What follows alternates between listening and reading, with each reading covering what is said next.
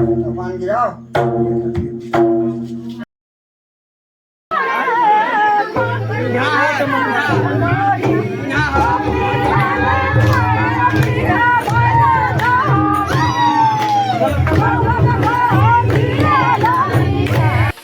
नमस्कार, जय जोहार दोस्तों प्रकृति महापर्व कर्मा त्यौहार आ गया है और आजकल जिधर भी सुनो उधर मांदर की ही आवाज़ और कर्मा की ही चर्चा सुनाई दे रहा है। तो चलिए आज हम लोग भी इसी विषय पर बात करते हैं कि कर्मा त्यौहार लोग क्यों मनाते हैं। आखिर ऐसी कौन सी घटना घट गई थी जिसके वजह से लोग कर्मा त्यौहार मनाते हैं। तो बने रहिए वीडियो में, वीडियो बहुत ही ज़्यादा मज़ा आने वाला है। बहुत ही इंटरेस्टिंग स्टोरी है। कर्मा कहानी एक लोक कथा है और लोगों के द्वारा सुनी सुनाई कहानी है। अलग अलग क्षेत्र में अलग अलग कहानी सुनने को मिलता है। चलिए शुरुआत करते हैं। तो दोस्तों आज से कई वर्ष पहले एक गांव में दो दंपति रहा करते थे जिनके 7 बेटे थे, जिनमें से 6 का शादी हो चुका था और एक कुंवारा था, यानी कि उनका शादी विवाह नहीं हुआ था। तो जीवन अच्छा खासा चल रहा होता है। कुछ समय बीतता है। इसके बाद 6 भाई व्यापार के लिए गांव से बाहर दूसरे राज्य के लिए निकल पड़ते हैं।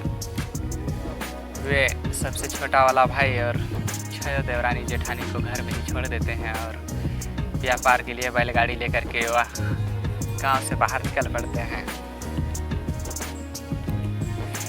कुछ समय ऐसे ही बीतता जाता है। फिर आता है भाद्र मास, जिसको गांव देहात में हम लोग भादो कहते हैं, का महीना चल रहा होता है और कहीं से इधर देवरानी जेठानी और जो छोटा वाला भाई रहता है वह कहीं से कर्मा के बारे में सुन लिए रहते हैं कि कर्मा का डाल को घर के आंगन गाड़ करके पूजा अर्चना करने से सब मनोकामना पूरी होती है। तो इन लोग जोर शोर से कर्मा त्यौहार मनाने के लिए तैयारी कर ही रहे होते हैं कि उधर 6 भाई सामान उमान लाद करके बैलगाड़ी में गांव पहुंच जाते हैं। वे गांव के बाहर ही रुक करके सबसे बड़ा वाला भाई बोलता है कि जाओ तो घर में पता करके आना क्या दुख क्या सुख। 6वें नंबर वाला भाई घर की ओर निकल पड़ता है। कुछ दूर आते आते आधा दूर जब पहुंच जाता है तो उनको मांदर की आवाज़ सुनाई देने लगता है। जब वह घर के आंगन में पहुंचता है तो आंगन में देखता है कि करम राजा गड़े रहते हैं और 6 गोतनी और जो छोटा वाला भाई रहता है उन लोग मस्त झूम नाच गा रहे होते हैं। यह देख करके उनको भी नाचने उचने का मन करने लगता है। वह भी उस नाच गान में शामिल हो जाता है।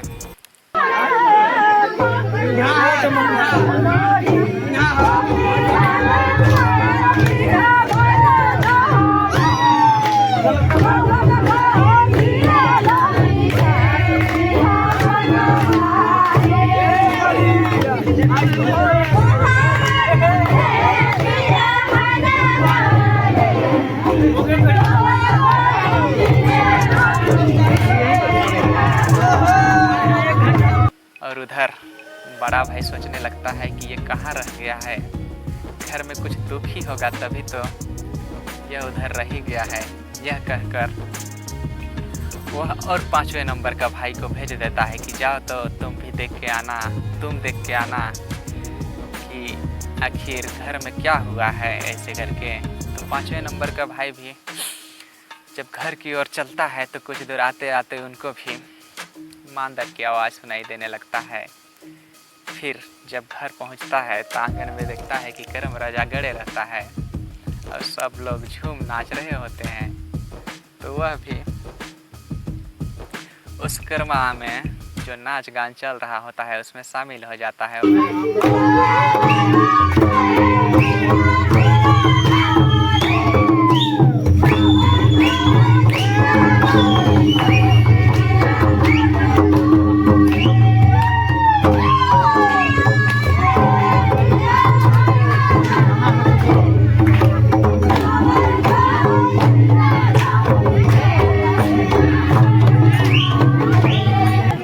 ऐसे ही करते करते चौथे नंबर, तीसरे नंबर, दूसरे नंबर के भाई भी इधर आ जाते हैं। उधर बड़ा भाई अकेले रह जाता है। वह उधर गाय बैल को देखे कि सामान को देखे कि खुद खाना वाना बना के खाए। उनको बहुत ही ज़्यादा गुस्सा आने लगता है। वह बहुत ही ज़्यादा क्रोधित हो जाता है और अपना फरसा लेकर के, जिसको हम लोग गाँव में टांगी बोलते हैं, उसको लेकर के वह यह कहता है कि अब इधर बैल सैल सामान तमान कुछ भी हो, अब मैं चला। ऐसे करके वह भी निकल पड़ता है। जब वह भी निकल पड़ता है तो कुछ दूर आते आते उनको भी मांदर की आवाज़ सुनाई देने लगता है। और जब वह आंगन पहुंचता है तो वह भी देखता है कि घर के आंगन में करम राजा गड़े रहते हैं और जितने भी भाई लोग रहते हैं और देवरानी जेठानी सब झूम नाच रहे होते हैं।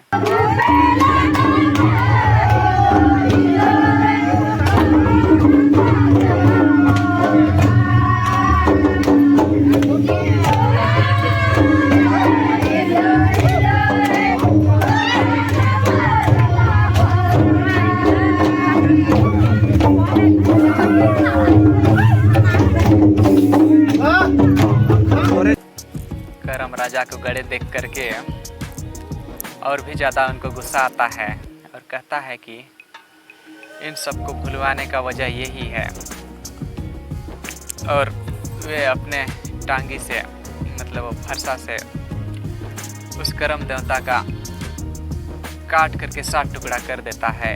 और सब नर्वस आ जाते हैं, सब शांत हो जाते हैं। और इसके बाद जो बड़ा भाई रहता है वह कहता है चलता हूँ अब बैल और सामान उमान को देखने। यह कहकर वह सामान उमान बैल उल को देखने जाता है। तो जा कर के देखता है उधर तो जो बैलगाड़ी और सामान उमान रहता है वो सब पत्थर बन जा रहता है। और यह देखकर बड़ा भाई जोर जोर से रोता है और खाली हाथ ही वापस लौट जाता है। कुछ समय ऐसने बीत जाता है और इसके बाद खेती बाड़ी का सीजन आता है। सभी भाई अपना अपना खेती बाड़ी करने लगते हैं। बड़ा भाई भी करता है। छयो भाई का खेती एकदम लहलहा रहा होता है, हरी भरी, और बड़ा भाई का खेती एकदम नहीं के बराबर रहता है। बड़ा भाई खेतों की ओर टहल रहा होता है और उधर देखता है कि छयो भाई के मेड़ में कोई टहल रहा होता है।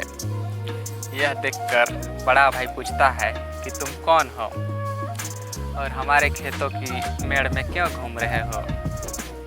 यह सुनकर जो करम देवता होते हैं वो कहते हैं कि मैं तुम्हारे भाइयों का करम हूँ, तुम मुझे कहाँ पा सकेगा रे पापी, तुम तो अपने कर्म को 7 टुकड़े कर दिए। यह सुनकर बड़ा भाई बहुत ही ज़्यादा दुखी महसूस करता है और वह करम देवता के चरणों में जा गिरता है और कहता है कि हे करम देवता, मुझसे गलती हो गई है, मुझे क्षमा कर दीजिए। यह सुनकर करम देवता को दया आ जाता है उनके ऊपर और कहता है कि तुम्हारा कर्म 7 समुंदर 16 धार की उस पार है। इतना ही कहकर जो करम देवता होते हैं वह अंतर ध्यान हो जाते हैं और बड़ा भाई घर की ओर वापस लौट जाता है। फिर वह घर से हाय करम करते करते अपने कर्म की तलाश में निकल पड़ता है। कुछ दूर चलते चलते चलते वह एक महिला मिलती है। वह महिला पूछती है कि हे भाई तुम कौन हो और कहाँ जा रहे हो, ऐसे करके। तो इधर बड़ा भाई बोलता है कि मैं एक दुखियारा हूँ, मैं अपने कर्म देवता से मिलने जा रहा हूँ। तो जो महिला रहती है वह कहती है कि हे भाई तो तुम कर्म देवता के पास जा ही रहे हो, तो मेरा एक दुख है उसे भी तुम पूछा देना कि मेरे सिर में घास क्यों उगा है। तो बड़ा भाई यह सुनकर कहा कि ठीक है मैं पूछा दूंगा। यह कहकर वह आगे बढ़ गया। फिर आगे चलते चलते एक और महिला मिलती है। वह महिला इसे देख करके बोलती है कि हे भाई तुम कहाँ जा रहे हो। तब यह बड़ा भाई बोलता है कि मैं कर्म देवता से मिलने जा रहा हूँ। तो महिला कहती है कि कर्म देवता के पास जा ही रहे हो तो मेरा भी एक दुख है, तो पूछा देना कि मेरे कुल्हे में पीढ़ा हमेशा लटके रहता है, तो आप इसका क्या वजह है पूछ के ज़रूर बताना है। फिर बड़ा भाई बोलता है कि ठीक है मैं ज़रूर पूछ दूंगा। यह कहते हुए वह आगे बढ़ जाता है। फिर आगे चलते चलते वह बहुत ही ज़्यादा थक जाए रहता है और भूख प्यास से एकदम लोटपोट हो जाए रहता है। आगे चलते चलते आगे चल करके देखता है तो बैर पका देखने को मिलता है, बैर पका और पानी। तो वह यह देखकर बहुत ही ज़्यादा खुश हो जाता है। वह सोचता है कि पहले मैं बैर पका को खा लेता हूँ, इसके बाद पानी पीऊँगा। वह बैर पका तोड़ता है, तोड़ करके उसको छील करके देखता है तो उसमें पूरा कीड़ा मकोड़ा पिल्लू पड़े रहता है। फिर सोचता है कि मैं पानी पी लेता हूँ, अपनी प्यास बुझा लेता हूँ। पानी को जैसे ही हाथ में लेता है वह पानी पूरा खून की तरह दिखाई देने लगता है। यह देखकर वह बड़ा भाई नहीं पी पाता है पानी और आगे बढ़ जाता है। आगे बढ़ते बढ़ते बढ़ते वह समुद्र के किनारे पहुंच जाता है। 7 समुद्र 16 धार के उस पार कर्म देवता खड़े रहते हैं।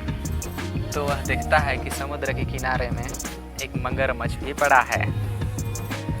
तो वह मगरमच्छ से बोलता है कि हे मगरमच्छ तुम मुझे 7 समुद्र पार उस कर्म देवता के पास पहुंचा दो। जो मगरमच्छ होता है वह कहता है कि 7 समुद्र 16 धार के उस पार तो मैं कर दूंगा, लेकिन मेरा एक काम करना होगा आपको। कर्म देवता के पास जा ही रहे हो तो मेरा एक दुख है, उसको तुम पूछा देना। यह सुनकर बड़ा भाई कहता है कि मैं ज़रूर पूछूंगा, आप बताइए तो सही कि आपका क्या दुख पीड़ा है। तो मगरमच्छ बोलता है कि मेरे सिर में घाव हो गया है और बहुत पीड़ा है, तो यह छूटेगा कि नहीं, कर्म देवता से ज़रूर पूछा देना। मगरमच्छ उस आदमी को अपने पीठ पर बैठा के 7 समुद्र 16 धार के उस पार पहुंचा देता है। और यह बड़ा भाई जा करके कर्म देवता के चरणों में गिर पड़ता है और एकदम रोने लगता है, क्षमा मांगने लगता है। कहता कि हे कर्म देवता मुझसे बहुत बड़ी गलती हो गई है, आप मुझे क्षमा कर दीजिए, मुझे अपनी गलती का पश्चाताप हो रहा है। कह करके एकदम अर्जी विनती करने लगता है। यह सुन करके कर्म देवता को बहुत ही ज़्यादा दया आ जाता है उस आदमी के ऊपर और कहता है कर्म देवता कि तुम मेरा डगाल को ले जा करके अपने आंगन में गाड़ करके पूजा पाठ करोगे तो तेरा दुख दर्द सब ठीक हो जाएगा। बड़ा भाई वापस घर लौटने लगता है। फिर उसे याद आता है कि मगरमच्छ के सिर में एक बड़ा सा घाव और दर्द रहता है। उसके बारे में करम देवता से बोलता है तो करम देवता उससे कहते हैं कि उसके सिर में एक बड़ा सा हीरा है, तो तुम उसके सिर में एक मुक्का मारना तो वह जो हीरा है वह निकल जाएगा और उसको तुम अपने घर ले जाना और उसका जो घाव और दर्द है वह सब ठीक हो जाएगा। पूछता है कि जब मैं आ रहा था तो बैर और पानी मिला था मेरे को, जिसमें बैर में बहुत ज़्यादा कीड़ा वड़ा लगा था और जो पानी था उसका रंग एकदम लाल हो गया था। तो करम देवता यह सुन करके कहते हैं कि यह सब तुम्हारे पापों का कर्म था, जाओ सब ठीक हो जाएगा ऐसे करके। फिर वह तो महिला के बारे में पूछता है कि दो महिला मिली थी आते समय, तो एक के कुल्हे में पीढ़ा और दूसरे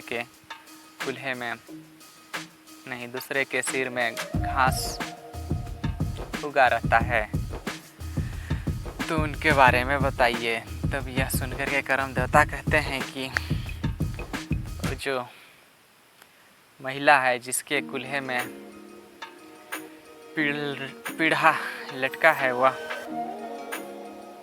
हमेशा बैठी रहती है। उनके सामने कोई बड़े भी आ जाए तब पर भी वह बैठी रहती है। वह आदर सम्मान नहीं करती है बड़ों का, जिसके वजह से उसके कुल्हे में पीढ़ा लटका है। वह अगर बड़ों का आदर सम्मान करने लगेगी तो उसका दुख दर्द सब ठीक हो जाएगा। और जो दूसरी महिला है जिसके सिर में घास उगा है वह अपने ससुर भसुर को नहीं मानती है, वह सिर नहीं ढकती है, जिसके वजह से उसके सिर पे घास उग आया है। अगर वह सिर उर ढकने लगती है तो उसका जो घास उस है वो गायब हो जाएगा और दुख दर्द सब ठीक हो जाएगा, ऐसा करम देवता कहते हैं। और इतना सुन करके वापस लौटने लगता है घर की ओर और आते आते मगरमच्छ से मिलता है और मगरमच्छ बोलता है कि क्या तुम पूछा दिए मेरे जो सिर पर घाव है उसके बारे में? तो वह आदमी कहता है कि हाँ मैं पूछा दिया हूँ, तुम पहले मेरे को समुद्र के उस पार तो पहुँचाओ। वैसे फिर जो मगरमच्छ रहता है वह उस आदमी को समुद्र के उस पार पहुँचा देता है।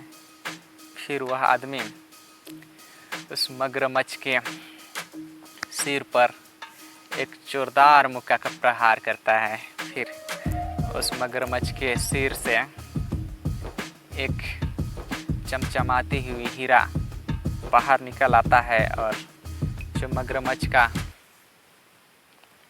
जो घाव रहता है दर्द वो सब ठीक हो जाता है।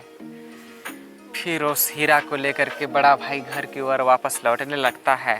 फिर जाते समय जो पानी और बैर मिला था उसके पास पहुंच जाता है।